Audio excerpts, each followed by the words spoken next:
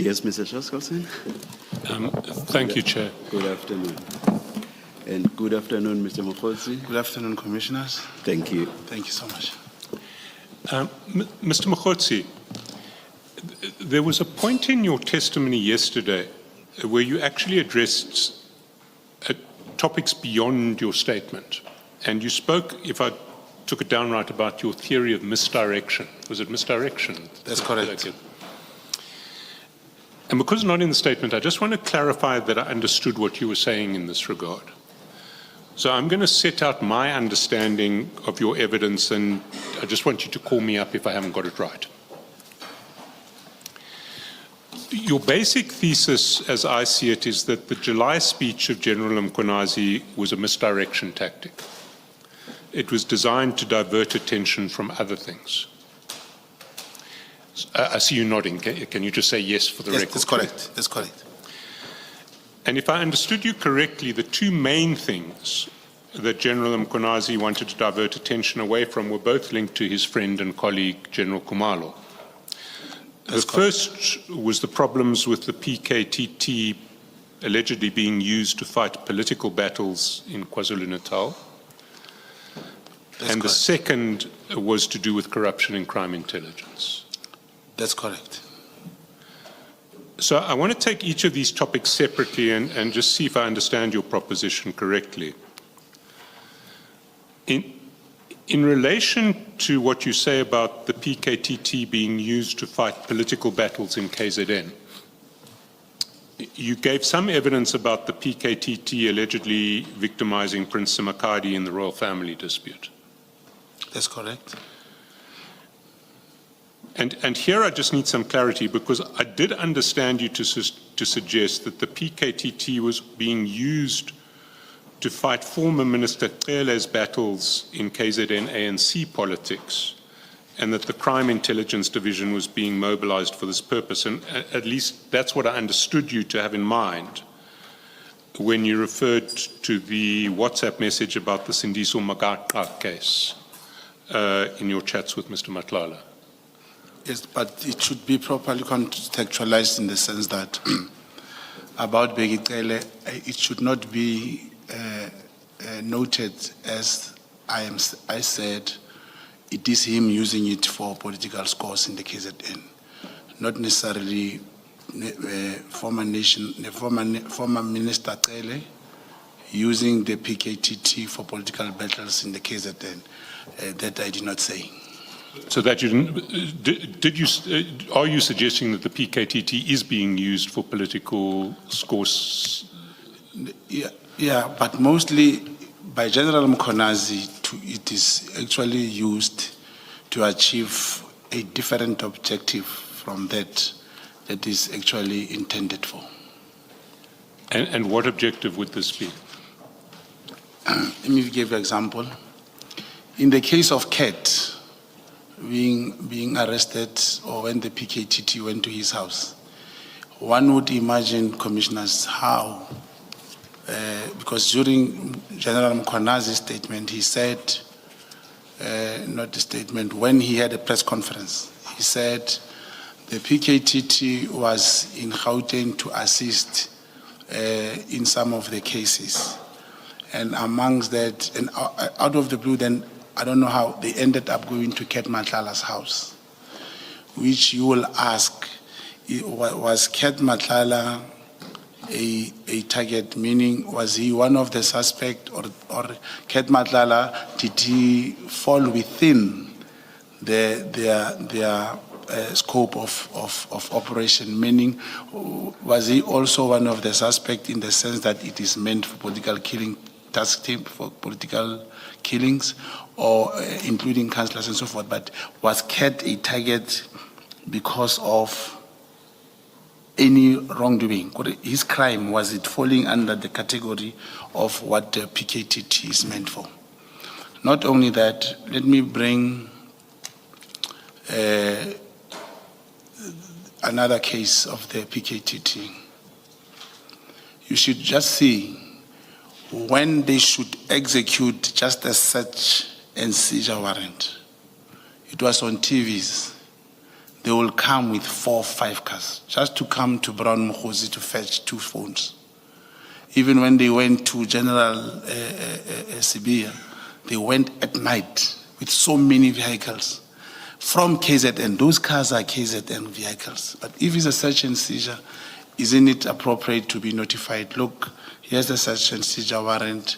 We want these following items because they've got email numbers of cell phones and all the things they want, and then they collect them. But you can see the system that they use. They will bring the massive like a way of threatening people and so forth. That's how I believe they are using them. You did yesterday refer to a post about the murder of Sindiso Magatra. Yes. And that's the post on pages 77 to 78 of your witness statement. Can you just go there?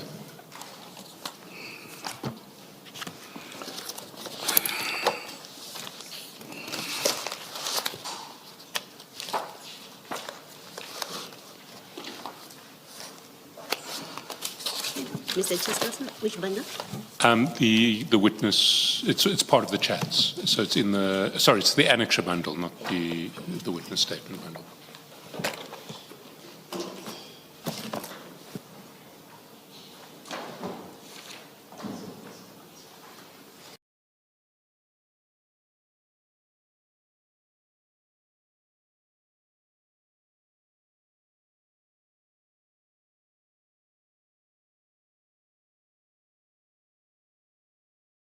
Was that Mr. Magatra, as I understand it, was murdered for blowing the whistle on corruption in Umzum. And that he was actually killed by crime intelligence operatives who'd been allegedly used to target a number of ANC councillors in KZN. That's certainly the theory of that post. Yes, that's the theory. And the post also alleges that Minister Cele and General Kumalo have allegedly been covering this up together with Brigadier Lushaba, who's mentioned at the end of the post. According to this message, yes. Is that something you associate yourself with or not? Yeah, you see, this message was sent by Cat Matlala. Now, the message as is, if we look at the message, it also talks about the vehicle that was used, that was a vehicle owned by the crime intelligence, including imagine a recovered firearm or a rifle, which is recorded and booked in the SAP 13. Then imagine how does it get released from SAP 13? And you find that it has been used to murder another person. Now, this came from Cat, and now you can see that how the whole thing is narrated with names, amount of money paid, and everything. This is the story I was associating myself to. So that's what we have heard in relation to your testimony on the first of those topics, the PKTT. If we go to the second one, which you say General Mkhonazi's speech was designed to divert attention away from, that topic you've said is corruption in crime intelligence. That's correct. And that's what you say you've been investigating? Corruption in crime intelligence, that's correct. So I'm just trying to identify the topics that you've canvassed there. You mentioned the case of Brigadier Lushaba yesterday. That's correct. You talked also about the plot to frame General Khan. That's correct. I think you mentioned in your evidence yesterday vehicles being bought with secret funds that are not properly accounted for. It was one of the tasks given in the first place. That's correct. Certainly in your chats with Mr. Matlala, we also see references to a property that's allegedly brought with secret funds that are not properly accounted for. Yes. Now, this is where the interest starts. I believe even over the weekend, there was a publication from News 24. It talks about the IGI report. I don't know how they got it, where the secret fund was being abused to buy these properties. And if you check, that's one part of the work that I did. There's a property which was bought for 22 million rand. There is a proof of transaction from the deed office. And what will surprise you most, it is bought under the name of an individual company. Then you ask yourself a question: what will happen if this individual passes on? How will the state ever recover this property? Sorry, it's bought under the name of an individual person, not an individual. But bear in mind that I'd ask you not to mention names or details, because we are talking about classified information. That's correct. So the material in your chats should not be made public. But can you just clarify for me? It was bought in the name of an individual as opposed to the name of a company. Yes, that's why I use the name individual company. A company, at the end of the day, it is registered under a human being. So there is a person in these messages on BM 7.30 who, and the ID number, who owns that company. Page 70 and 71.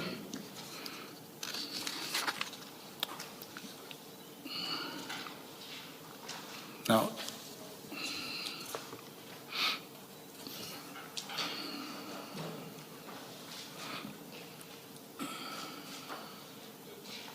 so somebody's name is there?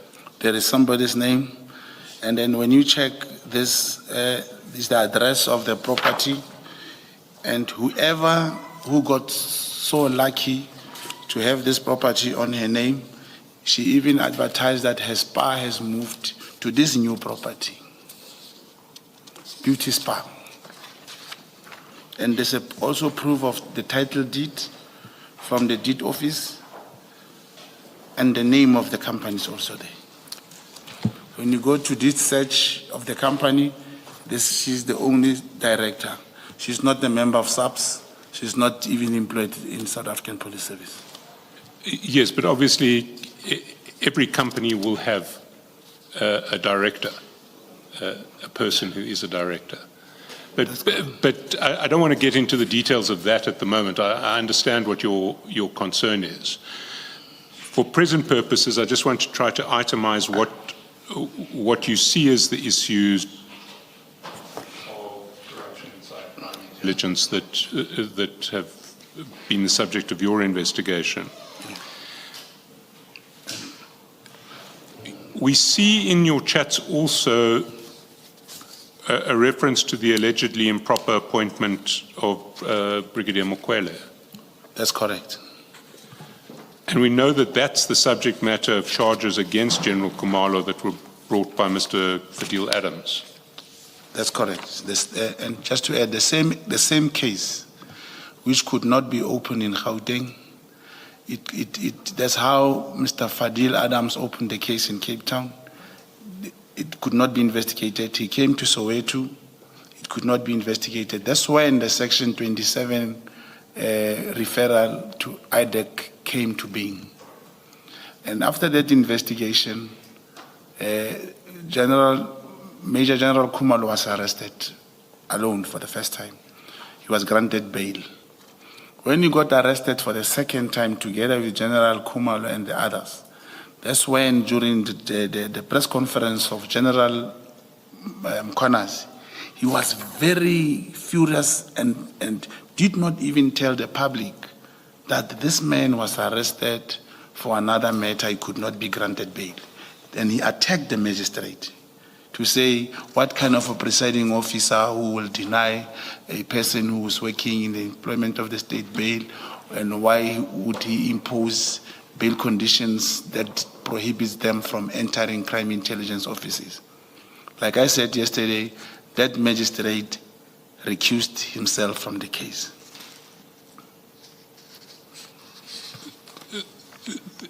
These charges that were laid by Mr. Adams, did they have anything to do with your investigation? No, I knew about the matters. It was not my investigation. And did your handler play any role in them, to your knowledge? No, only the one of the lady, they call it docket 38, yes. The docket 38. It was that one of housebreaking, which the crime intelligence officer, through his gathering, realized that it was not housebreaking, actually, it's perjury and defeating the ends of justice. And that's what you spoke about yesterday in relation to, Yes. is it Brigadier Lushaba? That's correct, which led to his first arrest, that when he got arrested for the second time, he was the only one who couldn't be granted bail. Is there anything in relation to those two topics, the alleged misuse of the PKTT and the alleged corruption in crime intelligence, that we haven't addressed here? Yes. There is also the purchase of a forklift that was purchased by the slush fund. And purchase a forklift is usually around the most expensive, which works in the mine, will be 350,000. That one, we don't even know where it is working. It was purchased for almost 900,000. Sorry, for? 900,000 rand. And is that what your investigation revealed? Yes, and that one, there are proofs, just that it was not in the statement, but I believe I'm in a position to get the proofs.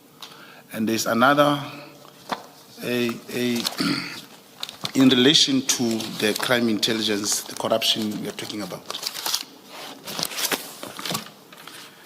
There are three things that usually happen. One of them, it is the reason, commissioners, after receiving the notice to appear before the commission, when I approached my counsel, the advice was there is no need to come here. I am not obliged to say anything here. Commissioners, my intention, I wanted to help this commission. That's why I'm here.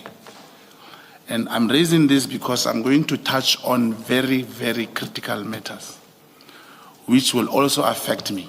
And I also need the commission to note, I'm coming here at my own cost. I'm paying my protection. I believe Mr. Chattelson and the rest, I've pushed my legal team to engage them, saying, after this commission, I may need protection. And I even said, I was very much disturbed when my life was attempted, in forced lawyers. Before I could even give a statement, because people thought I'm a Superman, I'm trying to lie that I was moving like this inside, in the riddle of bullets, whereas by luck, I don't know what happened. It was only one shot because those people followed me for so long. I thought they could not find me. When they saw my car, they fired a shot. I managed to drive because they were driving on a speed 10 left on that particular street. Fortunately, they passed to go and make a U-turn. That's when I ran for my life. But before I could even give the statement, they were saying, hey, this may be a staged assassination. And that's what made me very worried. It was presented as if after that incident, I will say, I don't want to come here. I wanted to come here. Now, here are the things in the crime intelligence that I wish the commission should. It's about this informant. The handler is alive. I'll provide the name of the handler at any given time. It was about the cash in transit which happened in Limpopo. There was a success, 17 people died in that. That informant was the 18th person, but did not die. Because of the nature of the operation, we knew he was alive. And he came to Gauteng. The only problem started with a claim. It was 1 million rand that was requested, could not be approved. It's one of, commissioners, if can remember, it's one of the thing I gave example about. The source said 1 million came out. He still cannot give the proof. But the 50,000 rand which was prepared to be given to this informant finally came out. And General Kumalo, Lieutenant General Kumalo, insisted and instructed that Brigadier Sebola must accompany the handler to meet with the informant, something which was very strange. But with the pressure, because there's always this feeling that when the handler is giving money, they share the money with informant or whatever, but there's always a challenge. But this is what happened. They went to meet the informant. Brigadier Sebola wanted the contact numbers of this informant. The handler couldn't agree, but because when you meet someone, you never know other arrangements which were made. This informant spoke to me. This informant spoke to the handler that I'm being followed. I'm being followed ever since we met. Commissioner's dead informant was shot 16 bullets, and was buried. Another incident, and these are only happening in the cash in transit. And one will wonder, what is the reason why there is a problem with CIT informants? This one happened in Gauteng.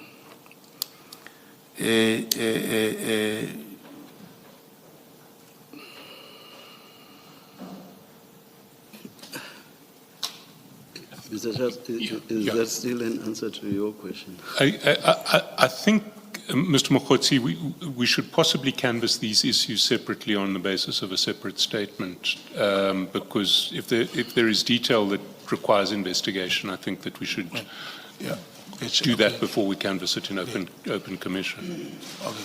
Commissioners, the question was, is there anything that I want to raise that is not in the statement around corruption in the crime intelligence? That was the question, and I said, yes, I do have. No, I did ask that question, okay. But I think it would be better for us to canvass it. If you're going to give specific allegations, then I think we need to canvass them, investigate them, and we can do that.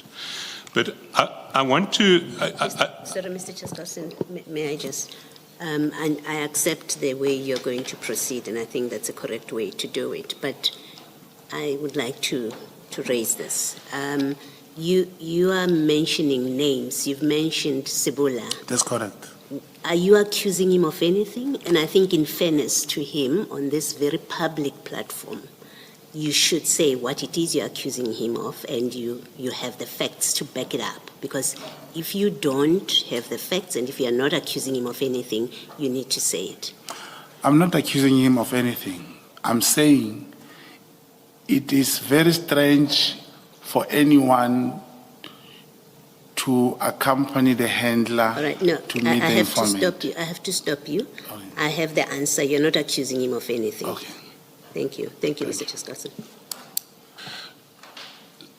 So, yesterday when you were speaking about General Mkonazi's speech and the misdirection tactic, you said that the speech was typed in Pretoria and you described it as being akin to a coup. You recall that? That's correct, Commissioners. Now, who do you say were the plotters in that process, in this process that you say was akin to a coup? Thank you, Commissioners. At first, as we know that it is not a protocol for a provincial commissioner to call that kind of a press conference, where a national commissioner, I'm saying, is in a better place to have called that press conference. And by the fact that the National Commissioners, like he saw nothing wrong after the press conference was called. And the National Commissioner, still today, he never even condoned the doings of General Mkhwanazi. I can say they were together in this. Is there anybody else you would accuse of that? It's obviously General Mkhwanazi during the press conference, he was very angry about the arrest of Lieutenant General Khumalo.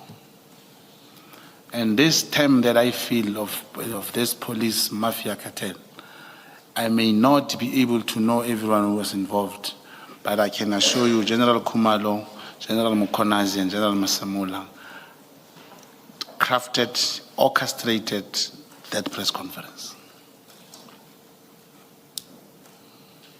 And if we look at the people on the other side, people against whom these alleged plotters were plotting,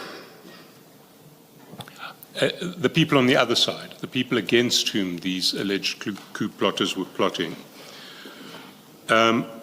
let's take those two topics that you say the press conference was designed to divert attention away from. Who's been concerned about the allegedly unlawful use of the PKTT? Who are the people who are concerned? Who are concerned about it?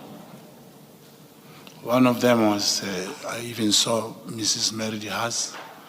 I know of one socialist, very vocal, Patricia Mashali.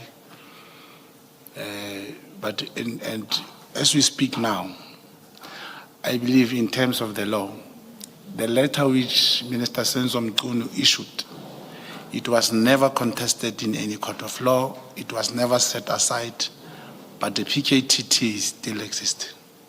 I'm not saying they don't have to exist, but I'm saying in terms of the law, if executive has issued a directive of that nature, is either it get rescinded or it's set aside by the court of law. So, are you saying that the minister was one of the people concerned about the PKTT, that you infer that from his letter of 31 December? Repeat the question, Commissioner. Are you saying that the minister was one of the people obviously concerned about the PKTT, as you infer from the letter of 31 December? I cannot speak on behalf of the minister, but during his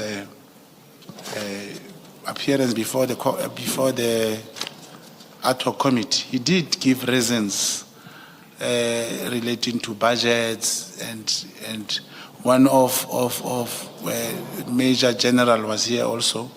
She spoke about the existence of some units called violence crime and so forth, saying there is an organizational structure in the South African police that has been approved, which allows for the PKTT to be absorbed into those things. I think it was just a procedural and a policy matter, which does not call for one to like or not or dislike it. Are you aware that the minister's taken a particular interest in the murder of Sindiso Makakra? I'm not aware. He in fact told Parliament that he was considering appointing a ministerial inquiry into it. Are you aware of that? No, I'm not aware. Do you know what the Chief of Staff's position is in relation to these issues and the PKTT's alleged abuses? As I said yesterday, Commissioner, and on my statement, the Chief of Staff, I would only talk to him during the ANC day and only if I did not reach the minister. So I don't know his position on anything. And if we go to the topic of alleged corruption in crime intelligence, we know that General Sabia was kept appraised of your investigation in this regard. Not that much. I remember I report to my handler. It is only here and there if I could speak to him, but it is my handler that I'm informing about an investigation. So who else inside SAPS do you think is concerned about corruption and crime intelligence that you're investigating? I will not know who else has a problem. I know of, when you check the portfolio committee on police, how members of parliament will speak about corruption, and those that I mentioned, Ms. Meridi Haas, Patricia Mashali, and the challenge I know would, where the police or crime intelligence officers will really raise in many occasions, would be the flat rate fee of 3,000 rand across the board for informant, irrespective of the success and whatever. Now, if your thesis is true, that the July speech was a misdirection tactic, it is possible that it may have been a misdirection tactic, but what General Mkhonazi said about crime syndicates controlling senior police officers remains true. You accept that? Yeah, you know, I still believe General Mkhonazi, as a provincial commissioner, he did not have to go to the media. That wasn't my question. My question was, do you accept that whether it was a misdirection tactic or not, it is still quite possible that what he said about syndicates controlling senior police officers is true? It's possible. And of course, misdirection can be played in any direction. So if there are senior police officers who are connected to criminal syndicates and they want to divert attention away from what General Mkhonazi said in his press conference, they'd want to use their agents to make sensational allegations against him. Do you accept that? Yes, I accept that. However, commissioners, the possibility that you refer to, that it may be possible that there may be those connection between the senior police, it is also, the possibility may apply vice versa. It may be that, like what I was about to tell you about the CIT, that that thing exists on the same people who are misleading the country. I hear you, and if you give us details, we will look into them. But what I want to put to you today is that your allegations about General Mkhonazi and Prince Makadi being CIA agents strike me as a misdirection tactic. What's your response to that? Investigation is investigation. You may have that belief now, but ultimately the outcome of investigation will show whether we are correct or not, will show the result. But it's not intended to misdirect. Well, let me give you a couple of facts. Yeah. You mentioned yesterday a coal mine in Richards Bay. There is no coal mine in Richards Bay. It's correct. But you mentioned a coal mine. Yeah, I can rephrase and put it in proper context. The coal mine is in Madlanga. I wanted to say the end route, the route that you utilized is the Richards Bay one. Thank you so much. Well, then let me tell you that the Richards Bay coal terminal is owned by a consortium of more than 10 different mining companies, each of whom have their own export quota. Did you know that? I'm not aware of that. And each of these, I think it's either 13 or 15 mining companies, control how that export quota is used. So they can decide who they want to export coal to from Richards Bay. Do you know that? I was not aware of that. You see, what I want to put to you is the notion that you advance in your statement that, and you refer to the off-take portion of this coal route. You say this off-take, the off-take portion of this coal route is owned by Israeli interests. That's what triggered this investigation, apparently. That notion is completely fanciful. Because short of buying up all the export capacity of between 13 and 15 different mining companies, it's not possible to own the off-take portion of the Richards Bay coal terminal. You know that? I cannot give a specific answer, Commissioners. Remember, if you are given information, and that information also involves, like I said, the Chinese were interested there, and also involves not Mrs. Zulu, the prince, saying he's being harassed because of that, saying Lieutenant General Mkonazi is actually opposing him at all costs because of that. You end up believing that the state, that's why I've given that statement. Let me give you another fact. You say in your statement that there was a fear that the coal terminal and the export route was going to be shut down. That's in your statement. That's apparently why the so-called Western interests got interested in. Yeah, according to information, according to the source, that's what I heard. That's what. But what I want to put to you is that there's never been any suggestion from government that the Richards Bay coal terminal is going to be shut down, and that, on the contrary, in the period you speak of, government's been investing hundreds of millions of rands in improving the rail link to Richards Bay. Yeah, Commissioners, the information was, there was a feeling from the West End that since South Africa took Israel to court, to the International Criminal Court, that may be halted. That's how I have phrased it. Let me take it further. Do you know that since 2023, when you say this investigation started, the output of the Richards Bay coal terminal has been increasing steadily? That may be, yeah, it's possible. I'm not conversant with that. I was sticking to my investigation, Commissioners. You see, what I want to put to you is that if you or your handler were genuinely investigating a CIA plot through General Mkonazi to protect Israeli interests in the whole of the export, the offtake from the Richards Bay coal terminal, you'd have been able to discover the facts that I've just given you in 5 minutes on the internet.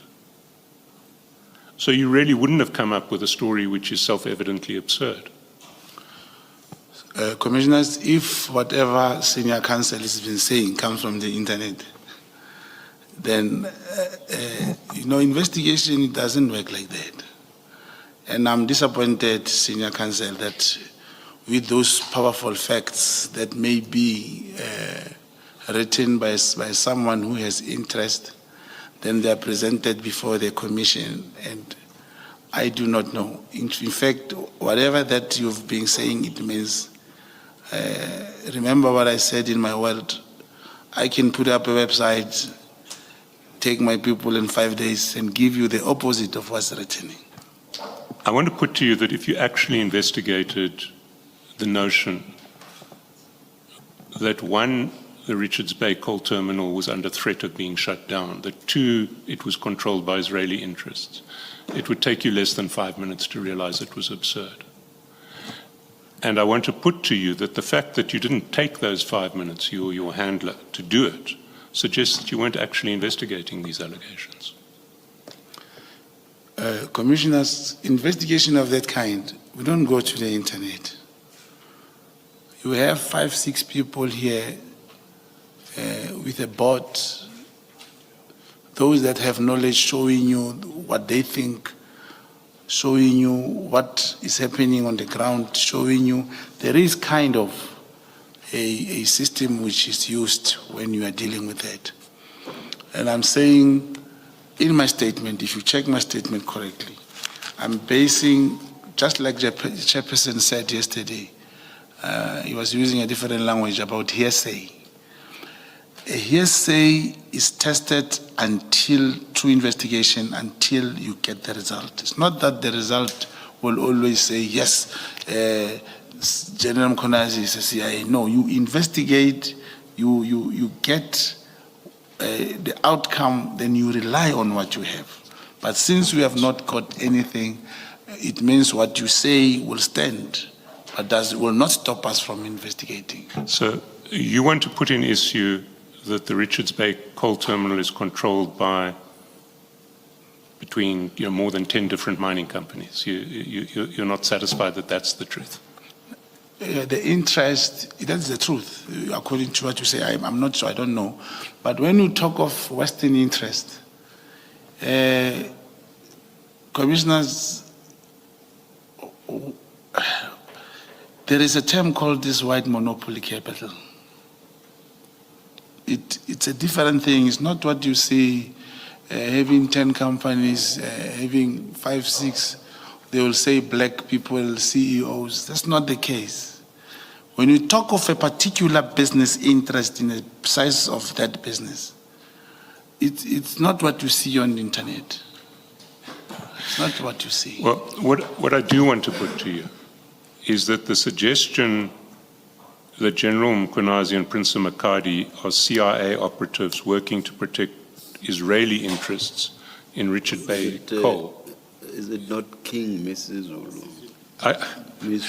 King Mrs. Zulu, I beg your pardon. Is one false, and is two a misdirection tactic. It's designed to take attention away from the allegations that General Mkhwanazi is making. No, that's not the intention. It's not the intention. The allegations General Mkhwanazi is making, I'll give an example. Today, the whole country knows that Mr. Senzo Mchunu is corrupt, is aligned to the drug cartels. Till today, they have not brought one evidence that links Minister Mchunu to those things. Even they will say the same applies. Remember I told you about this Boko Haram and Cat Matlala. The Cat Matlala is portrayed one of the big fives now. Let me tell you, Commissioners, South African Police Service, it is expected that is the only institution, whether ESCOM, Telcom, when you have an employee, you will take, or a company to appoint, you will take the profile or the details of that company to SARS, to South African Police Service for vetting. How did Cat Matlala go through the vetting process of South African Police Service to end up being appointed for 300 million and all these things? 2 months, 3 months later, the same South African Police Service says Cat Matlala is the big five. That's misdirection. They say Cat Matlala, Minister Mchunu was safeguarding the interest of Cat Matlala and all these things going to fund him. It is Senzo Mchunu, through the review, who cancelled Cat Matlala's contract. Isn't that misdirection, commissioners? I cannot cancel your contract now, tomorrow, 300 million, and you say you are funding me. Before you continue, Mr. Shaskelson, something very important. I've always been correcting people on the pronunciation of people's names. I mispronounced the king's name is Misuzulu. Thank you. Thank you, Chair. I also want to put to you that your allegations of Mr. Matlala paying bribes to General Masemola and General Mkhwanazi are also another misdirection tactic. And let me say why. We've been through Mr. Matlala's cell phone, and he is hardly discreet about his improper relationships with senior SAPS members in his WhatsApp communications. Can I give you an example? Please. Do you want to go to page 107 of the annexure?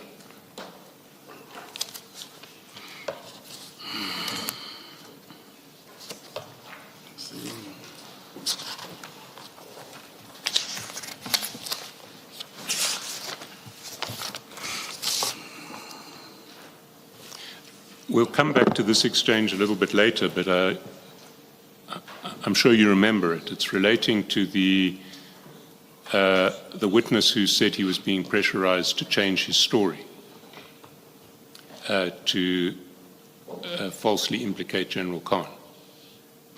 You remember that? That's correct. So Mr. Matlala says to you, in relation to this witness, arrange with Khan to give him cash if the information he has is worth it.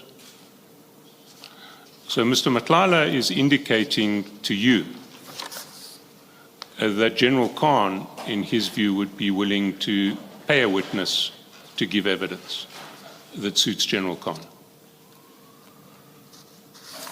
Yes, I see the message. You accept that what he's saying to you is that General Khan will pay a witness to give evidence that suits him. This is what Cat said, commissioners, not what General Khan said or myself. I'm saying that Cat is not discreet about his communications in relation to senior police officers. We can say that. We've seen plenty of evidence in the chats of Mr. Matlala paying SAPS members to assist him. That's correct. We've seen plenty of evidence of Mr. Matlala communicating directly with SAPS generals and brigadiers in improper circumstances. That's correct. Now, if Mr. Matlala was paying massive bribes to General Masemola or General Mkhwanazi, I'd expect to see some sign of this relationship with these generals in his chats. I see signs of relationships with a whole lot of other generals in his chats. Okay, commissioners, there is something that is missing here that need to be understood. There is a machine called Cellbrite. This Cellbrite machine is owned by different and private companies. It is the only machine like this, these messages and all these things that are presented before the commission. This machine is the only machine that is able to selectively download. That is why I believe that at the later stage, perhaps this process, one will say a Section 205 should have been obtained. I believe there is no way, even if I could not come to the commission and say, this was my infiltration, this was whatever, there was no way anyone could prove messages of my cell phone or Senzo Mqunu before he could have either the Section 205 or the two phones. And Advocate Johnson testified that the phone of Cat Matlala was tampered with and some of the messages were deleted. Now, So to base, commissioners, to base the process on the cell phone that was tampered with, on the cell phone that, it means these messages will only suit the narrative of those who had the cell phone first, before any other party could get the cell phone. So to say there's a message and then Cat is this particular person who will say this, who will say that. Commissioners, I was with Cat. And I said I came here to help the commission. I may not be able to answer all questions, but I'm not lying. I will not just come here. Imagine a national commissioner say, I did not say I saw Cat giving him money, but Cat told me I lost a lot of money. And it's possible. This is 360 million. It's not 30 million, 20 million tender. I accept So that to CAT has think- been paying vast yeah. amounts of money to SAPS officers, just not the ones who you are trying to implicate. Yeah, but those messages may be deleted that implicates those transactions. We'll address the issue of the authenticity of this cell phone at a later stage. But do you accept that if the cell phone is proven to be authentic and not tampered with, your version seems incredibly implausible? Yeah, but there must be a Section 205. You cannot say if I did not want to help the commissioners, I would come here and say, these are not my messages, full stop. Even if you can say you have them, you must be authorized by the law, unless if the outcome of this commission will not be somehow binding or be taken to the next level. Or to Mr. Mokgotsi, we will do that exercise, but I don't want you to speculate as to what the outcome of it may be now. Can we move to a different topic, which is your relationship with the minister? Before you do that, Mr. Chaskasi. Yes. Yeah, for the record, Mr. Chairperson, please indicate when you're moving on to a... Yes, that we I am should- going to move to a Yeah, different topic if, now. If we have questions on that segment, we may put them. Mr. Mkhosi, the last part of what you've said, you say you are here and you are presenting your evidence to help the commission. Now, you told us yesterday, and you're repeating now, that Mr. Matlala told you that he gave General Mkhwanazi a bag. I think that's what you said, in Durban. You remember that? Yes, something, yeah. Something like that. You remember that? Now, you haven't investigated that. You haven't put to us evidence of the truthfulness, one, of your conversation with Mr. Matlala that you allege, and two, that what he told you is in fact true. We don't have facts. We are a fact-finding body as a commission.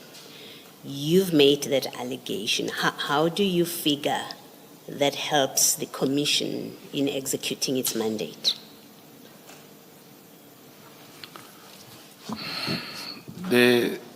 All I'm saying is I came here to give my side of the story. Now, for one to say I'm misdirecting or this is a misdirection when I say this is what I know. If Cat was lying to me, he lied to me. But this is what I know. He told me. That's correct. I'm not discussing misdirection. In fact, I come from a position of concern that you are making statements, even in this short exercise of cross-examination, none of which is backed up by any investigation on your part that you can produce the facts to us and say, here's proof. We know that you are close to Cat. You've told us you were with him. You don't have an affidavit from him that confirms that conversation, and that he told you, that you spoke to him and he told you what you say. We have only your say-so. And I'm concerned that we may well be grossly irresponsible and reckless as a commission, that we've given you a platform where you're making all these statements and you present them as facts and you keep saying, I'm here to help the commission, when in fact they're not backed up by any facts or even basic investigation on your part. For me, as a commissioner, that's a matter of concern.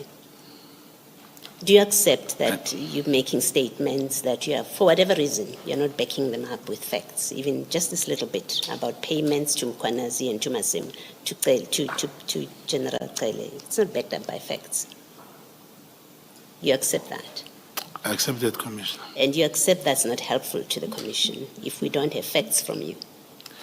If the commission is a fact-finding body and I give you information, I'm giving it that commission can investigate. I gave example about the Boko Haram and the crime intelligence presentation. No, allow me to stop you because I know you've got many topics that you're discussing. I'm worried that we don't end up discussing something that I wasn't raising. I'm raising with you a very specific thing. You said yesterday, Matlala told you that he went to Umhlanga Ridge and that was General Mkhwanazi's home. Now, if you've been following the work of the commission, you would know that General Mkhwanazi testified that his home is in Hillcrest. So you'd have done a basic inquiry with Matlala. Are you sure that's his house? Because in the commission, this is what he said. You did not do that.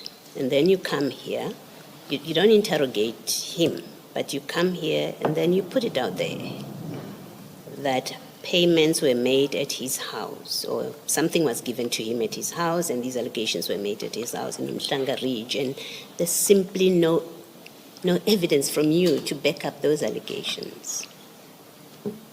And these are serious, they have serious implications for people, and I think we should be concerned that you may be using this platform, at least to some extent, such as this, you're using this platform to make allegations like that which you're not backing up. If you have a comment, you can, but I raise it as a matter of concern listening to you on the back of this exchange with Mr. Chaskalson, that you're being challenged, that you've said things that are not backed up by facts, and you have to accept there are no facts you've presented to us. Oh, okay. Commissioners, I was talking about the presentation that is in the crime intelligence. I was trying to say that. With that, I was backing up my story that former Minister Brigitte Mabandla knew Cat before. Even his picture was there. He came and he said he did not know Cat Matlala. Was that not sufficient to show that he knew him before 2024? Okay, no, thank you. I think you've answered me. Thank you. Thank you, Chief.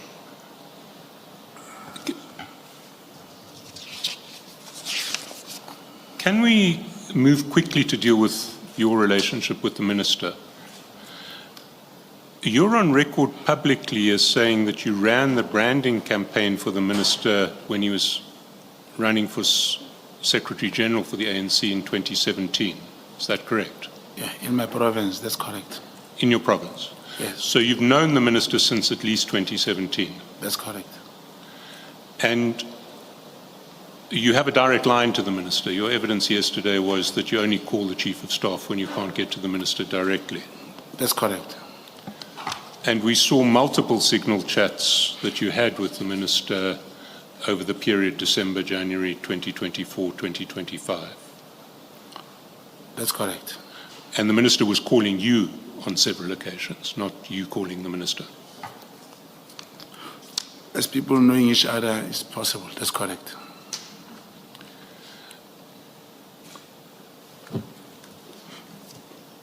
Can you say why the minister would have no knowledge of you, or why the minister would, when he was first asked about whether he knew you, said that he didn't?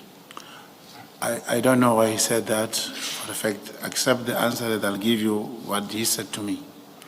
I asked him, he said, the time when he was talking, there was a picture of somebody, which was, the impression was, the picture was portrayed as if it's Brown Mohoti. And he said, I don't know this person, because it was a Zoom meeting from what he told me. But when he heard it correctly, and then he did say, I don't know Brown Mohoti as an associate. I know him as a comrade from Northwest. That's what he said. See. Let's talk about your relationship with Mr. Matlala. Do you recall the interdict that you spoke about yesterday when your foundation interdicted the Northwest Health Department around a tender? That's correct. Can we go to the exhibit bundle and the judgment in that interdict? If we can go to page 14 in the exhibits bundle.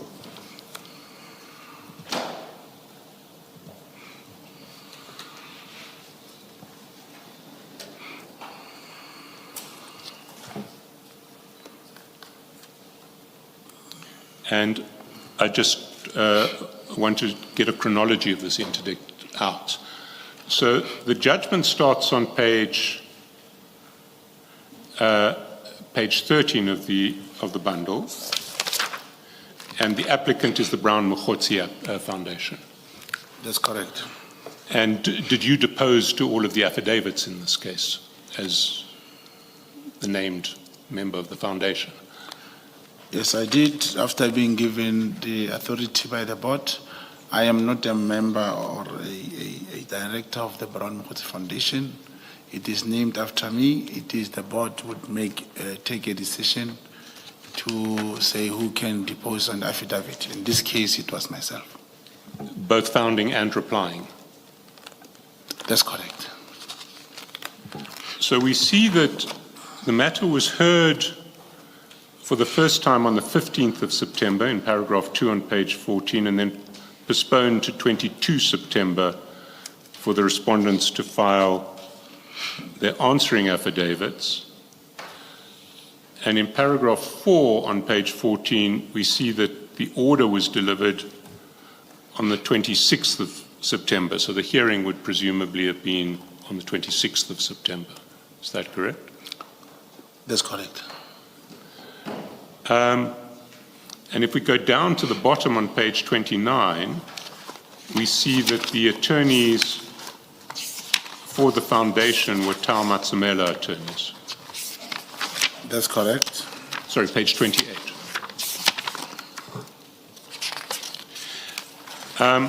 Who funded this application for the foundation? Different people, but I will not necessarily know all the funders. The owners, the directors of Brownwood Foundation will be in a position to know. But I know of a few, one of the companies that's funded, but I don't know the entire. Which company do you know? It was Mr. I know his name is Mr. Suleiman Karim. Suleiman Karim. That's correct. I don't know which company used to fund this. You've stated publicly that Cat Matlala funded this application. Not funded. He helped that time. Can we just play the video of what you said publicly? It's the video of 19th of October.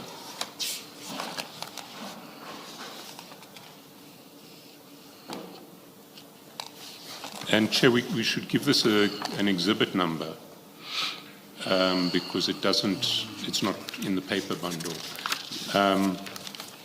Can we call it exhibit BMC1? I'm just trying to think, should we not keep a running list? Because we had an exhibit number with Ms. Sillo the other day. What was it, Ms. Hassan? Ms. Hassan.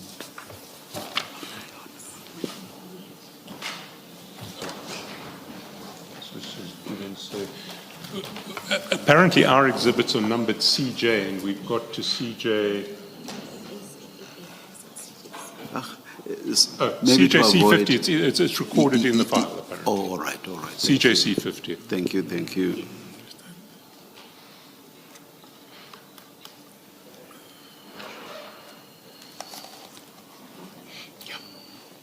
In July, he proudly disclosed his 2023 legal battle with the health department was funded by Vusi Cat Matlala. He never told me in advance, well, Baba, be careful. I'm a kingpin, I'm this, I'm that. We are meeting him as a business person. It doesn't necessarily say you are endorsing the person. I know Ms. Matlala. When my foundation took the Northwest Provincial Government, where we are, he assisted. There was a tender for 72 million and a man. My foundation, Brownwood's Foundation, went to court and interdicted that process, and the tender was advertised. He assisted my foundation, to the lawyers and stuff like that. So that's the level I know was Matlala. The matter even went to the SCA. You should imagine the legal fees attached to that. So you say he assisted you. How did he assist you? Ideas and other things, how to do it. It is Suleiman Karim only who assisted. Not Cat Matlala never paid for that legal thing. But you said there that he did assist you. He assisted not with money, not financially. Well, how did he assist you? Technically, ideas. Remember, this was not it was that tender in the Northwest Department of Health. It was tendered for by different companies in the Northwest. And all the time, it has been this thing of being won by the outside people. And this time around, they felt that we should, because there was some other processes which were not done correctly. It was to help the local businesses. And to contextualize that, because we never had an opportunity before to interdict a tender or like a bidding process within government department. It was the first. That's the only way. He assisted with ideas technically how that can be done. And we made sure, I remember that we were saying, must make sure that whoever helps this process must not be any company which has tendered. If any company that was part of the bidding process has intention to go to court, it must go unilaterally. It must not be through the foundation. And those are some of the ideas we got from CAT, So not financially. CAT gave you the idea that no losing bidder should help with the funding. May I repeat the question, Bill? The idea that CAT gave you was that no losing bidder should help with the funding of the application.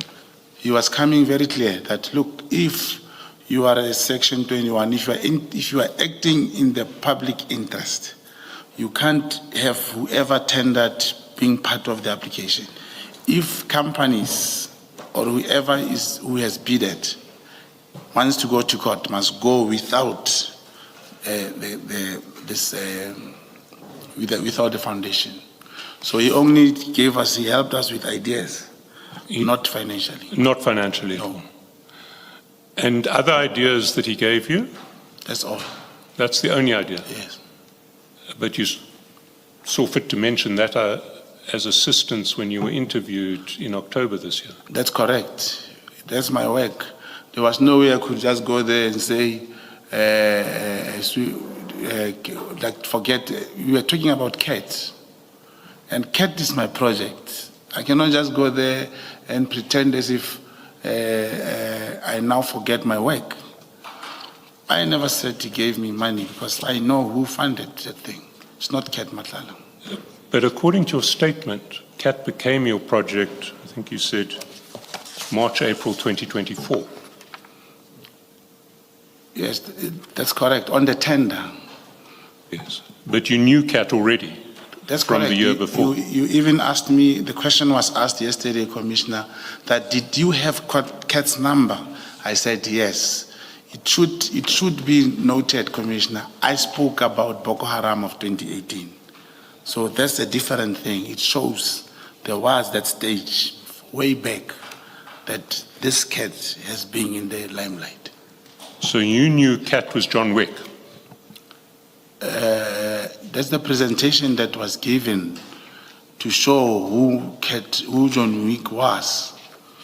And from that to establish, the part of investigation, actually, to establish whatever that is said about CAT, it was important. One will have his number. One will want to know where does CAT stay. Yes. But you knew that he was alleged to be a major-time drug dealer and gang leader going by the name of John Wick. I cannot confirm that. I was confirming that John Wick, in terms of the intelligence report, is Vusamo's Cat Matlala. That's the picture that was put there. And let's say, this is very, very important, commissioners. Let's say a CAT comes, whether in any court of law or any platform, he's able to dispute that he was not John Wick. Let's say CAT was not John Wick.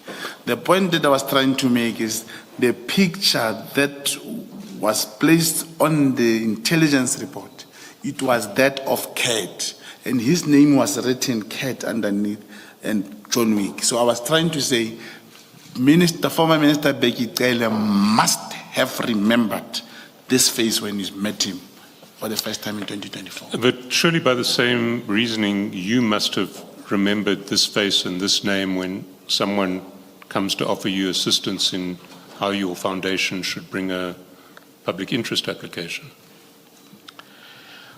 Yeah, even if commissioners, even if that time CAT could have wanted to help us financially, if he was not one of the bidders, we will accept.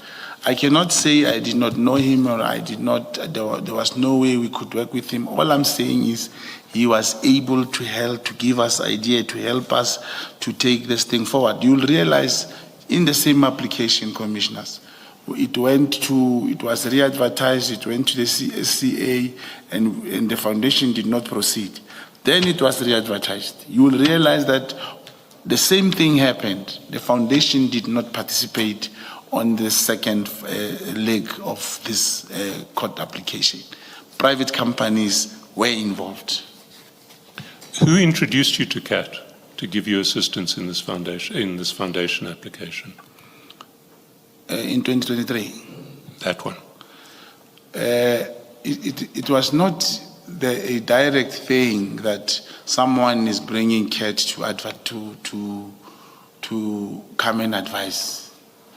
It's a matter that you know someone who says, you know, there is this brother, is a businessman, is based where, and this person can help us. And initially, we thought he would give us lawyers or something when we spoke to CAT, only to find out he gave us the technical know-how of going there. So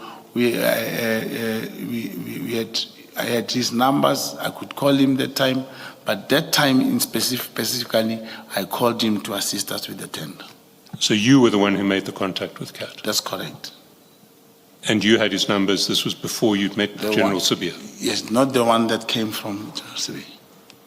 Sorry, not the one that came from General Yes. Sibia. A separate number for CAT Yes. that you had.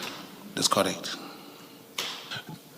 Do you know that one of the losing bidders, in fact, the losing bidder that subsequently took the interdict on, was called Alu Construction? Alu Construction, yes. I don't know the company. I remember the name Alu Construction. I knew it through the legal firm, Tau Matsemela, attorneys.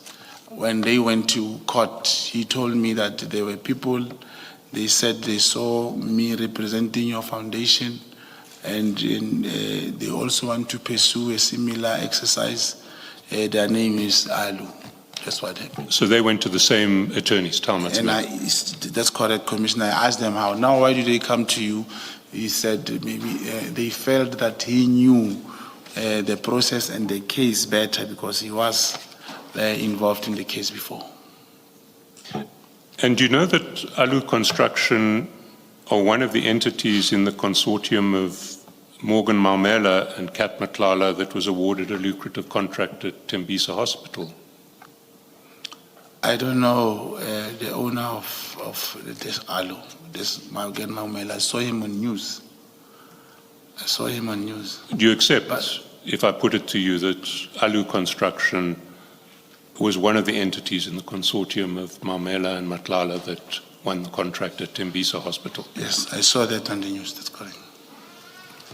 And do you know that it was the award of that contract that Babita Deokaran was investigating when she was murdered? Yeah, I saw, yes, the whistleblower. That's correct. And we know that Mr. Suleiman Karim has an interest in the Medicare 24 contract of Mr. Matlala. You've described him as an investor in that contract. That's correct. And we know that Mr. Karim, on your version, funded this litigation of the foundation. Yeah, that's correct. That in the first instance, and he did not come to me. He did not go to the foundation. There was a meeting of small businesses which bidded for that contract, and we had somebody from outside Mafikeng won that contract, the health tender, and I went to ask him, and it was not the first time. I went to ask him that, Suleiman, there is this thing we want to interdict this because the business community is being undermined. The business community is now crying that they will never have an opportunity in this tender.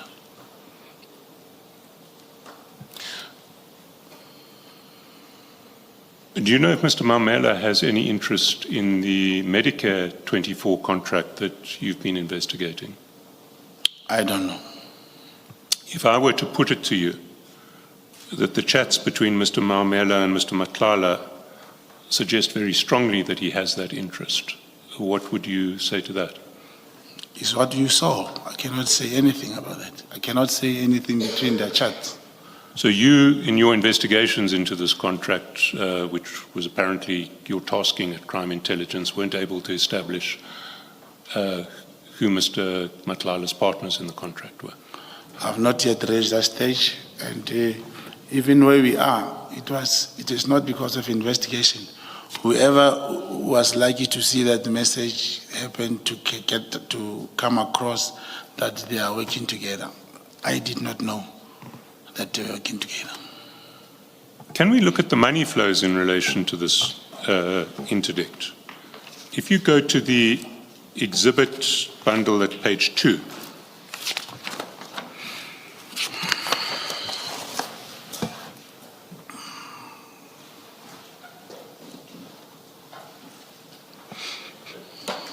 do you have it? That's correct. Now, you'll see there are a series of Gotle Foundation statements, bank statements that are included in the exhibit bundle. These figures have been extracted from the actual bank statements of Gotle Foundation. Can you remind the Commission who Gotle Foundation are? There's no Gotle Foundation, there's Brown Gotle Foundation. Gotle Specialists. Oh, Gotle Specialist is the company owned by my fiancée. She's the sole director in that company. So it's her company, not yours? No, it's not my company. I do not have shares. I'm not a director. I do not have any direct beneficiation from that company. If we look at these money flows, we see that on the 10th of August 2023, there was an F&B payment from S. And the contract account holder is Tasmika Construction. If we go over to the right.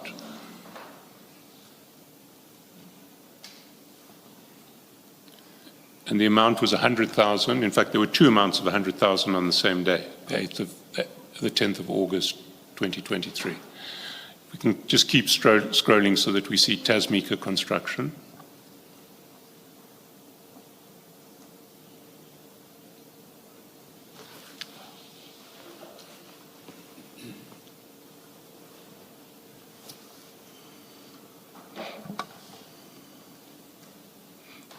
Can we scroll further to the right? So the payer is Tasmika Construction. Do you know whose company Tasmika Construction is? Yes, I know. I know who's the owner. Suleiman Karim. Suleiman Karim. That's correct. So we see on the 10th of August, there were two payments of 100,000 each from Tasmika Construction, Suleiman Karim's company, into Gotle Specialists, your fiance's company. That's correct. That's correct. And then if we go down to one row, we see that on the same day, there was a payment of 150,000 from Gotle Specialists. That's correct. To Tau Matsimela. That's correct. Is this the funding for that interdict application? I believe that's the one. That's correct. So a couple of questions. Why was it channeled through Gotle Specialists?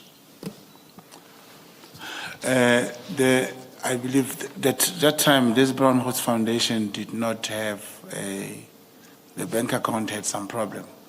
But in addition, my fiancée is also director of Brown Horse Foundation. So there was nothing wrong that they could pay because a certain amount. And it's very much important that it be noted that my fiancé and Suleiman Karim, I thought you would have obtained statement from 2015, 16. They've had a relationship of business, subcontracting, all those things. I'm not part of that. I'm not even in a position to answer for that. And there was nothing wrong that the money could go through the Gotle, since one of the directors of Brown Horse Foundation is the owner of Gotle. So Tasmika Construction funded this litigation with those two payments of 100,000 into Khotle Specialists, which is your fiance's company. No, I cannot say 200,000. We requested funding, and then, like I say, they have history. There are other transactions which were not related to that. But the amount paid to the lawyers, as is reflecting, that's the amount that has been paid. I cannot say he funded for 200,000 or 200, they separate 100,000 rand. If so you're saying 150,000 was funded from Tasmika Construction? It was paid, I'm talking on what I see, was paid to the lawyers, that's correct. For this case? For this case. And then if we go down, we see that there were two further payments of 50,000 each on the 19th of September. That's just before the hearing. That's correct. And they come with the reference from S. Is that from Suleiman Karim as well?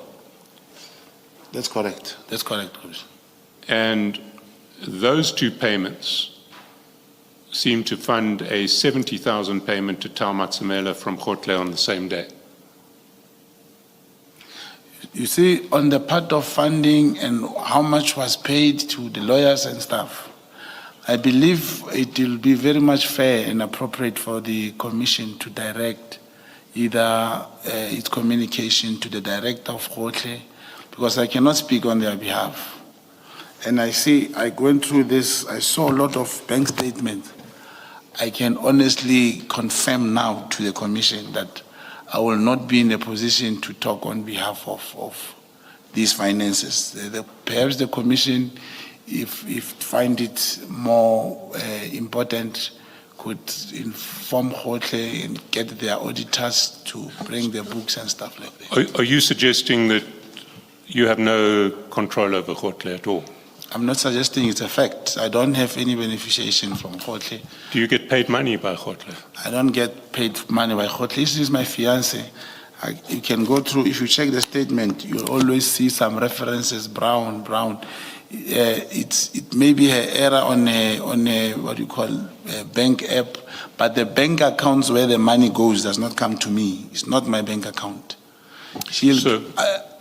Yes, except for maybe 2,000 rand petrol when I do our personal things with her.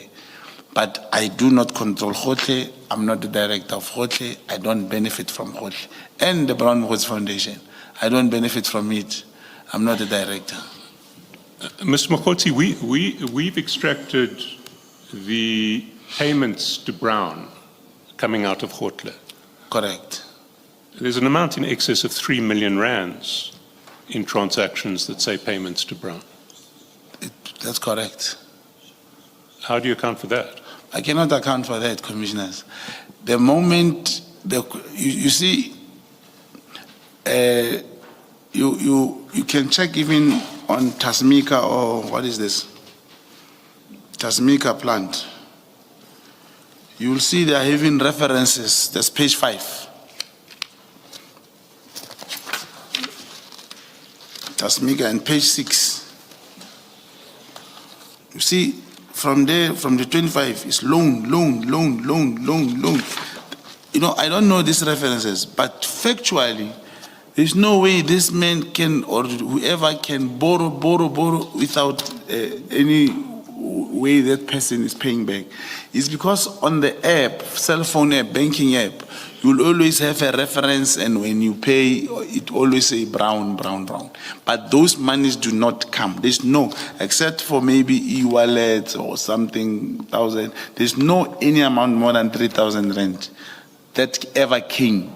And I can even challenge and request the Commission to do any investigation. Go to Khotle, get 205, get the statements and their financials. There's no We bank will account. get the contras. Thank you. And for present purposes, I want to put to you that there are cumulative amounts in excess of 3 million rands that go out of Khotle with a transaction reference payment to Brown. Now that can be checked. Check their books. And on their books, you will see the bank account. I guarantee you, there's no bank account where this money came that is mine. And even if probably there are third-party payments, probably, let's say it's third-party payments for me, the financials from those auditors and them, or if she's subpoenaed, you will get the truth. I'm not having any power over that. And then being called the businessman, I have a business separately from Khotle. And this came as a result of, after I lost my wife, I kept what is mine separately from this. And it is, I can assure you, it's an error. It is an error on the app where a person, when sending money every time, in that reference, still written brown. Just, I was checking, after you gave, fortunately, and thank you, Commissioner, for giving us opportunity to go this. Even this, I even called her, did you make so many loans from this guy? He said, no, I've got invoices, I've been working with this guy, but look at the references, loan. It's not, there are no bank accounts linked to this. The references that say loan may well be incorrectly described, but they're not loans, loans that you give.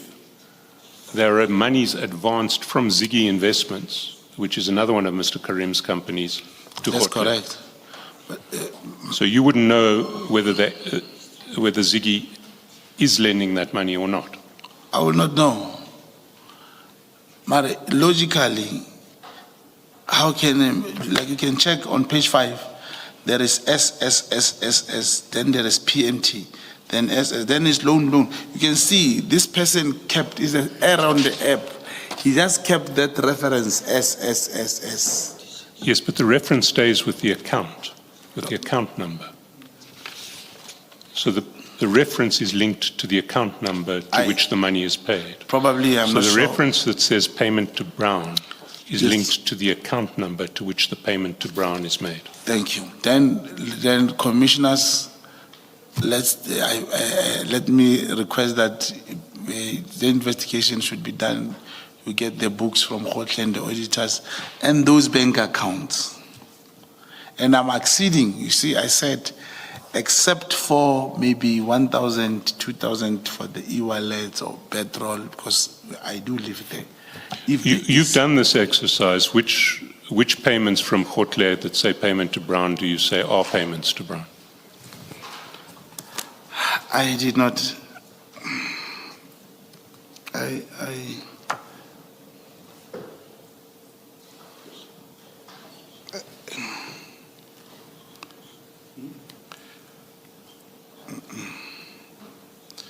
Yes, there is the one. Page 81. September 21.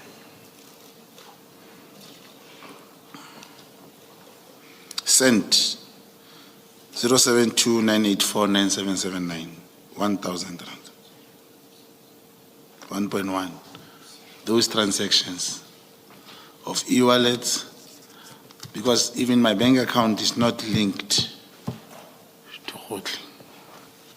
Yes, but that doesn't say payment to Brown. As I'm saying, those that are mine, they'll be in that fashion. So when I look on the 18th and it says payment to Brown, and it says payment to Brown, and it says payment to Brown, and it says payment to Brown, you're disputing that those are payments to you? I can assure you, those payments did not come to me. We'll get the contras and we will put them before the Commission. Thank you, Commissioners.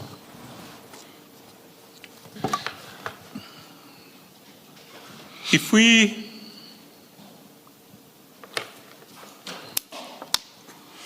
just recapping in relation to the 2023 contract, we have a losing bidder that is the same entity that is part of Mr. Matlala and Mr. Mamela's consortium. On which one? The 2023 contract that the Brown, One of the bidders. the Brown Mokgotsi Foundation. interdicted. Oh, one of the bidders. One of the bidders, indeed. All right. We have payment from Suleiman Karim for the application. That's correct. We have Suleiman Karim being an investor in Mr. Matlala's Medicare 24 contract. That's correct. We have Mr. Mamela being interested in Mr. Matlala's Medicare 24 contract. According to what is presented to the Commission, that's why I say We have a succession of chats between Mr. Matlala and Mr. Mamela accounting for every, well, keeping Mr. Mamela posted on payments from SAPS. But commissioners, between Maumela and Matlala, we need to agree they are not at my disposal. So I don't know if I must say correct. I must agree to that. I believe that you have cell phone chats which were not presented to me. And even if they were presented, I have nothing to do with Matlala and Maumela. Coming back to the sequence, we have Matlala assisting with the 2023 application. Yes, the idea. That's correct. You say it's not financial, it's just strategic advice. Yeah.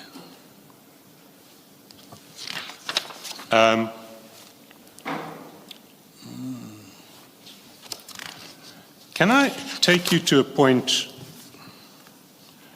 and we have these 200,000 rands from Tasmika Construction on the 10th of August, from which 150,000 goes to the Brown Mokgotsi Foundation.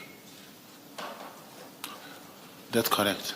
And would that money have come in after you had been at your meeting in the community to raise funds for this interdict? May you please take me to the page? Which Is it page? 29. Is it from the judgment? No, you don't. I'm not talking about the judgment. I'm talking about, you said there was this meeting in the community, community about forum, yeah, business a community forum that then said we Yes. must interdict this because local businesses are not being helped. That's correct. So it was only after that you'd only have raised funds after that. I'm trying to get a chronology in my head. Myself, I don't understand, Commissioner. What is it implied right now? I thought I have agreed. I said yes. When we went to court, I asked Suleiman Karim to help us. When we went to court. Yes. Now I don't know if are you referring to the same request, I am referring to that 2023 matter. the same request that I made to him, that he should help us when he sent the money. That's correct. Yes, and that was after you'd had your community meeting to start this case. That's correct. And that's how the 200,000 came to Khotle. That's correct. After I spoke to Karim. So what I do want to raise with you is, if you go to page E16, 60. 16,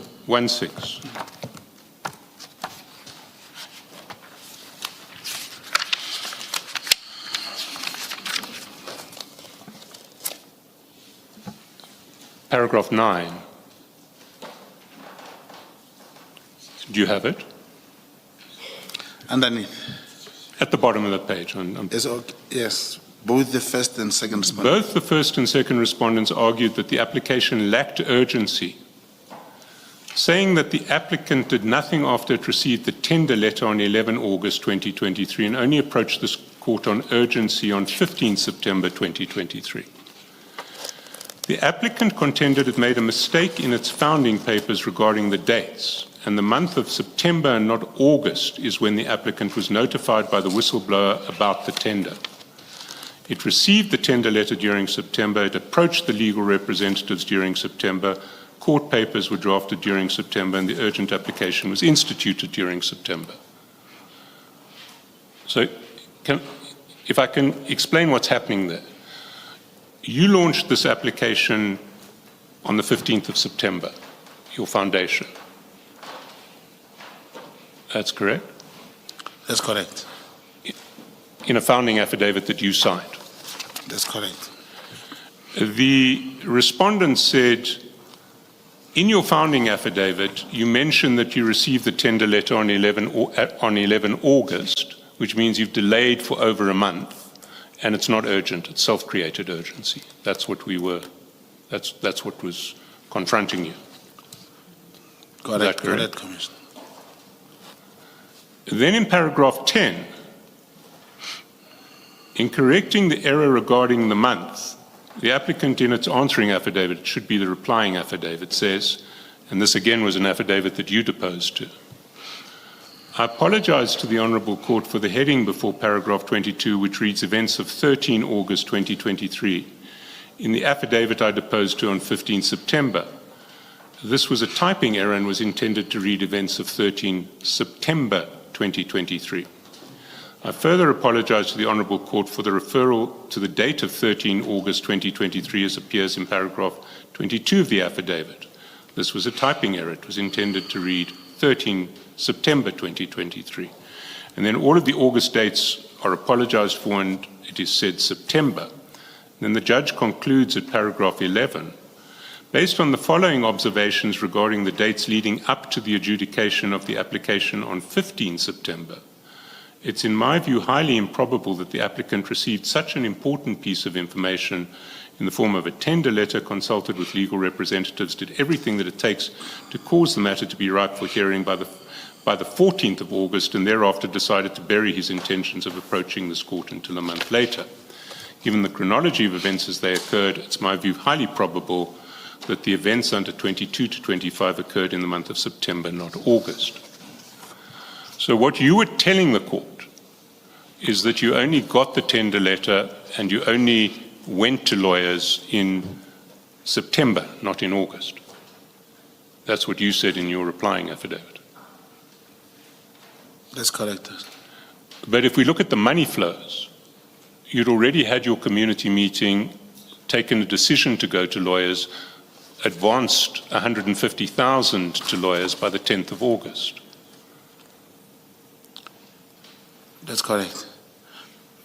Commissioners, I'm trying to establish what the SC, the relevance of this. Don't worry about relevance. Just respond to the questions. We will deal with questions of relevance. No, to me, SC is adjudicating on a matter that has been decided by the judge now. He's asking question about something that has. Let me put it to you. What I'm saying to you is you actually lied on oath in your replying affidavit. That these events in relation to the contract that took you to lawyers happened in August. And when you were called upon to explain why you only brought this application on the 15th of September, you lied and you said, well, these events only happened in September. Yeah, you see, that's the thing, Commissioners, that I will not be understanding what initially what the SC was trying to say. And this happened in 2023. I'm trying to pick up the pieces that you said, the SC said, let me tell you what happened here. And then I've been trying to understand here what it is. It's an affidavit that was prepared by the lawyers, who at that time were advancing reasons for the late agency application. And according to how SC is leading evidence commissioners, is saying, I do not think the events or the money issue here, the payment of money was the reason we went to court late or something. Because I don't understand how do you say I lied in court when on the basis that I say we had a meeting with the community. Having a meeting with the community, those community members did not sign the matter, was to hear their frustrations, telling us that, look, it is time that the tender must be won by someone from here, and that did not happen. That is the point. So how the money issue got involved, I will need to be explained thoroughly so that I can be able to respond. So how the money issue was involved was 150,000 rands was paid to the attorneys on the 10th of August. That's correct. And on the version that you gave on oath, to the court, you only learnt that the tender had been awarded to someone who you didn't want it to be awarded on sometime late in September, which I'm putting to you is a lie. Oh, because of the whistleblower. No, now I get the point. The whistleblower came out that there's a tender that is being awarded. But only the appointment letter became available to be able to attach when you go to court that time. Now I remember. Because of the whistleblower, we heard that there was this tender. Similarly, if you check this Cat Matlala's tender, where I say the source, it was in April. But if you check the appointment letter, I think it was signed either in July or August. But because of information that you will receive it prior. So you had received the whistleblower's report, and that's what triggered you to raise the money at the community meeting and then to arrange for the transfer to lawyers on the 10th of August. But you only got the tender award letter much later. Is that what your version is? That's the version. I remember the events now, that the information came out earlier, and that information came in a form of proof that, look, adjudication has been done, evaluation has been done. I think that even the appointment letter is awaiting signature. And this was not followed. That's now information that you get. And you could not approach court on urgent basis without having anything that talks to that award of the tender. So you'd heard from the whistleblower, but you hadn't got your evidence. We did not have evidence. Because you see, in your paragraph 22, which is quoted on page 18, you say you heard from the whistleblower on the 13th of September. Yeah, Which couldn't be true because this all happened before the 10th of August. Commissioners, I'm still repeating this. How the lawyer put this thing, he was making sense to the court that time. Because I remember now, the appointment letter for that tender was not out, but information was valid that so-and-so has been appointed. Mr. Matlala and Mr. Mokutia, I stand by my submission that you're lying in relation to what happened then. You lied under oath then. But I want to put a broader proposition to you, which is your role as an agent essentially makes you a professional liar. You lie as your job. What's your answer to that? That's not correct, Your Worship. That's not correct, Commissioners. Even when I spoke about the legend building and stuff, there's rules. You cannot just stand up and lie. This was a pure community project, and I did not lie. That's why they say they came aware of the timber. There was no way the lawyer could say in the affidavit, we had a whistleblower, and therefore the appointment date came late. That's how the lawyer would put his thing to court. So I am not, I will not just lie and I did not lie under oath. It was based on the circumstances that the appointment letter was not present, was not available at the time. Are you suggesting that you didn't lie to Mr. Matlala? That was now is a different case. But I go back to what I put to you earlier, that your job as an agent requires you to lie for a profession, as a profession. I may not have a comprehension about lying as a profession. As an agent, you cannot, there are rules. You cannot just lie if you are not in any mission.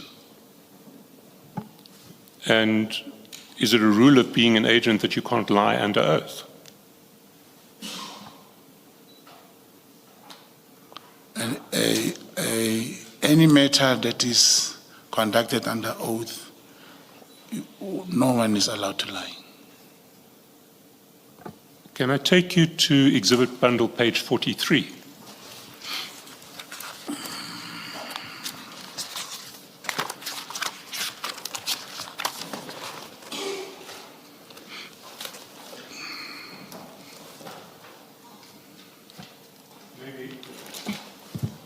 Do you recognize that document? That's correct. This is the affidavit that you gave to Colonel Schneller in support of the 252A application. That's correct. And it's an affidavit. If we go down to page 46, you'll see you signed it in front of a commission of oaths.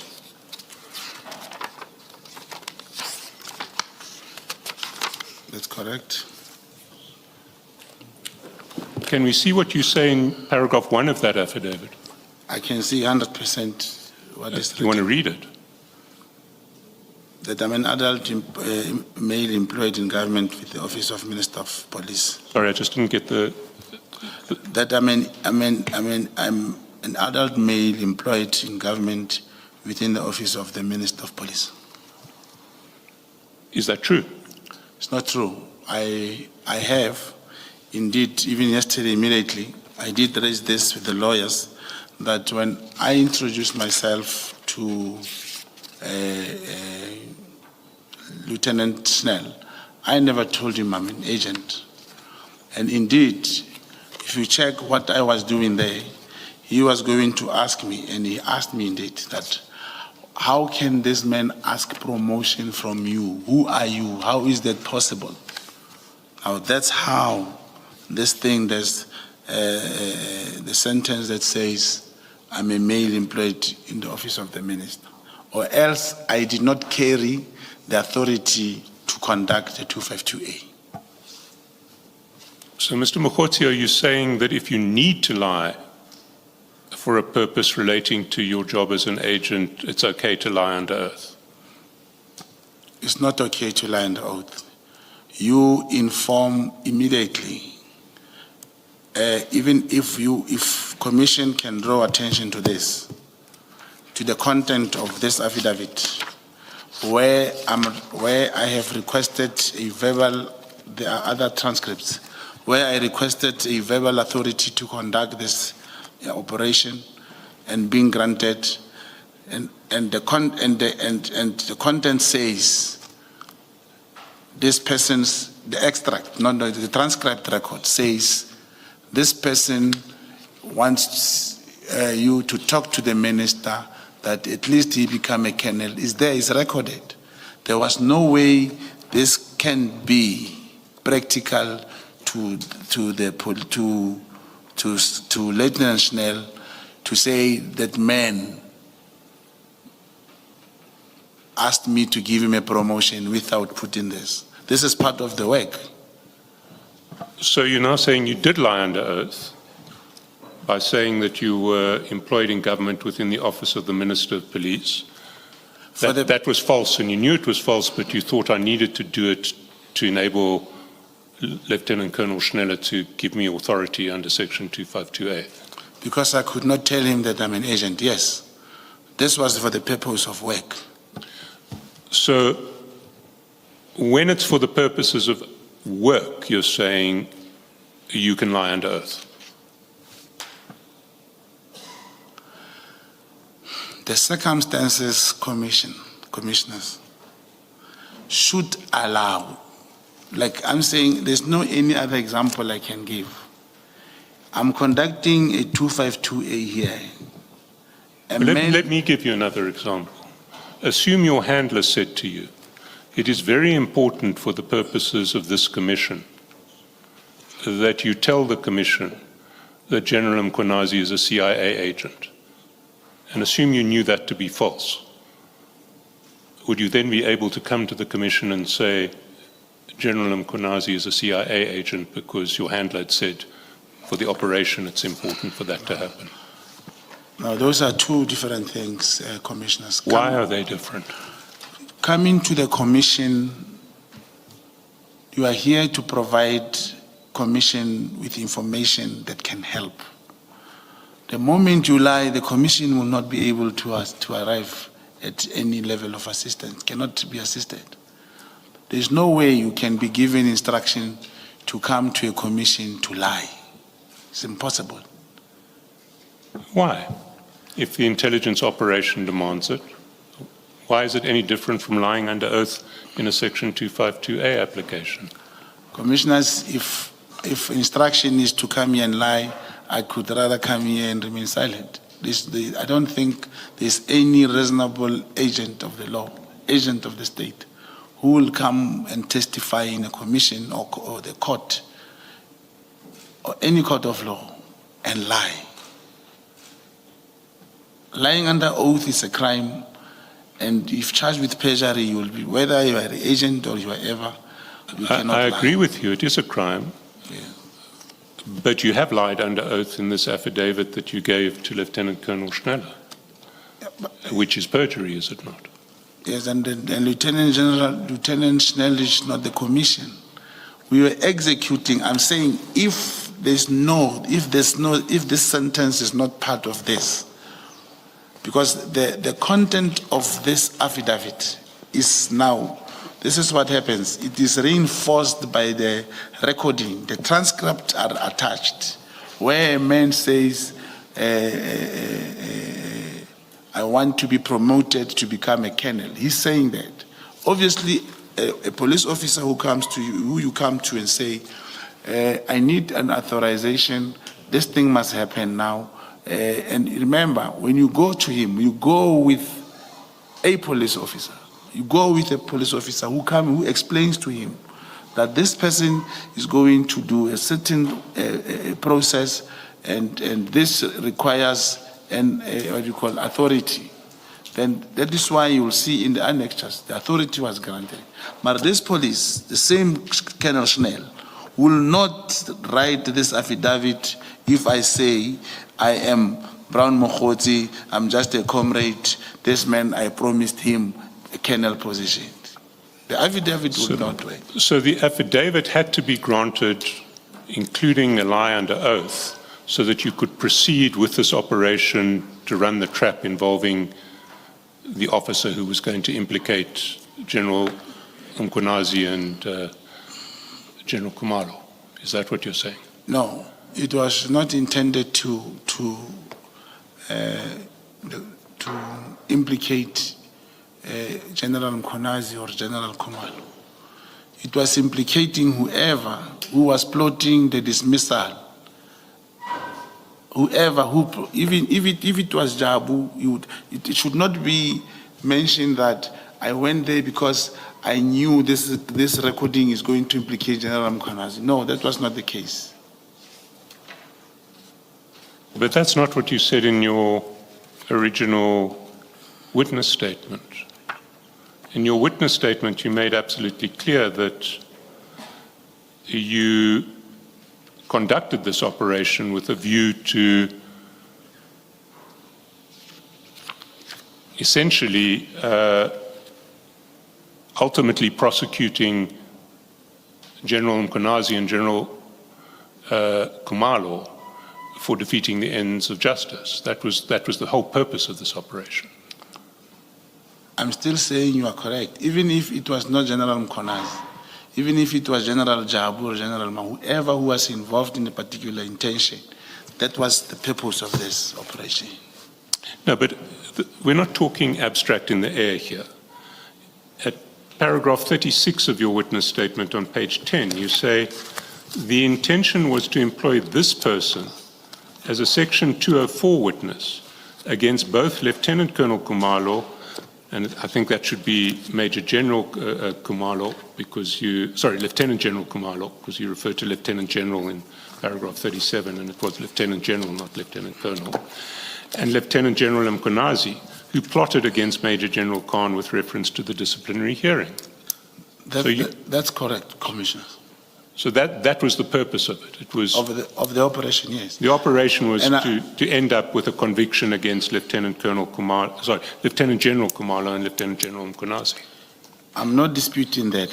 It should not be that I woke up from my house with intention that General Khumalo and whoever must be implicated or somehow. The decision, the intention comes from the information as it comes, that here is myself, I have information that General Khumalo and General Mkhonazi are intending to do 1, 2, 3. Then you request what do you call, an authority to conduct a 252A, and is granted. Now you meet this person, the request, it is done through some channel. Now you meet this person.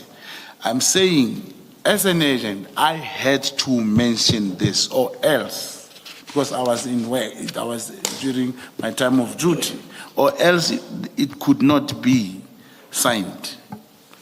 So when you lied under oath in this affidavit, you're saying it was necessary for the operation to continue. That's correct. You see, that too is false, because I want to take you to the date of this affidavit. Can you go to page 46? The date of the affidavit is 15 February 2025. That's correct. By that stage, the operation had been abandoned. And you don't have to take my word for it, you can take your own word for it. Yeah, the answer is, commissioners can go to page 52. Before you go to page 52,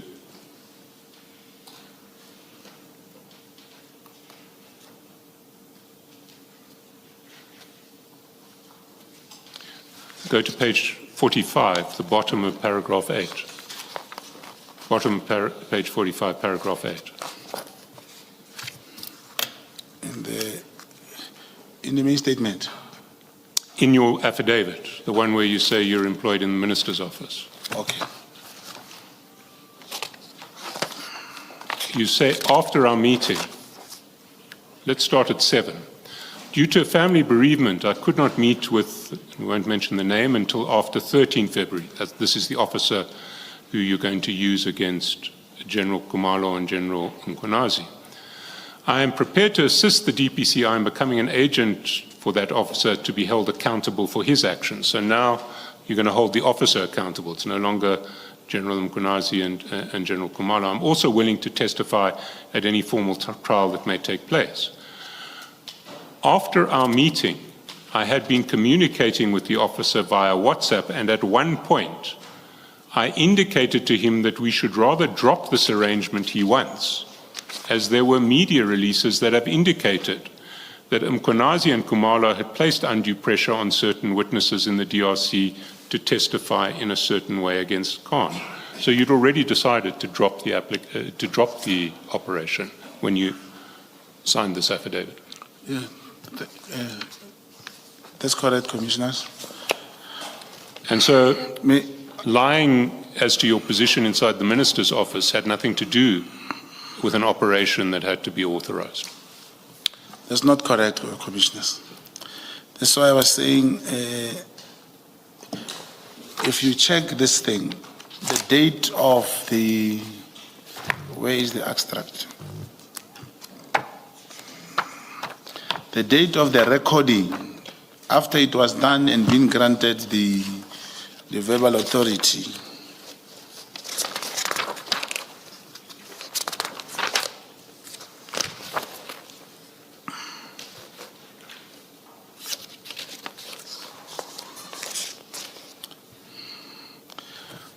this is it. It's page 53.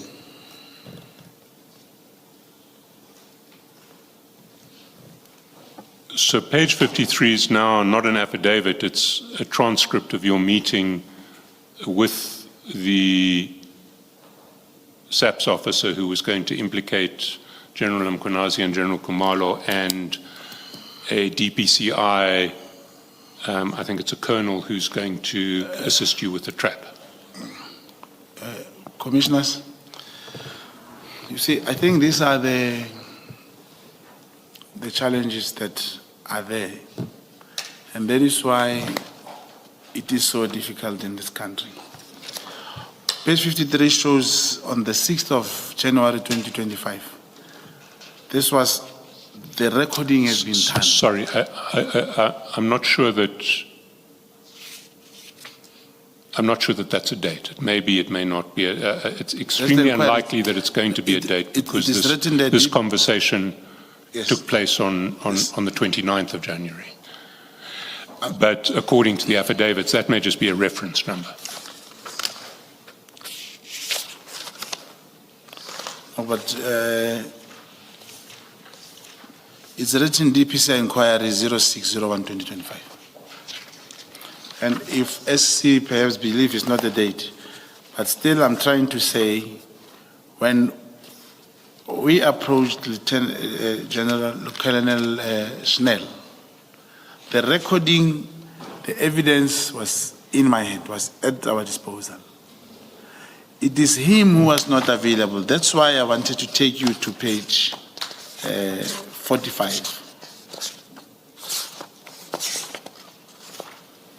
Is it 45?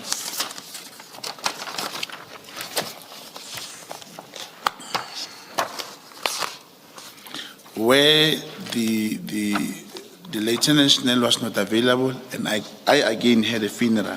But it does not take the fact that the recording has been done. And probably we should deal with these matters separately, commissioners. To deal one with the part of the affidavit where it is written that this is what I said. It's true, I said that.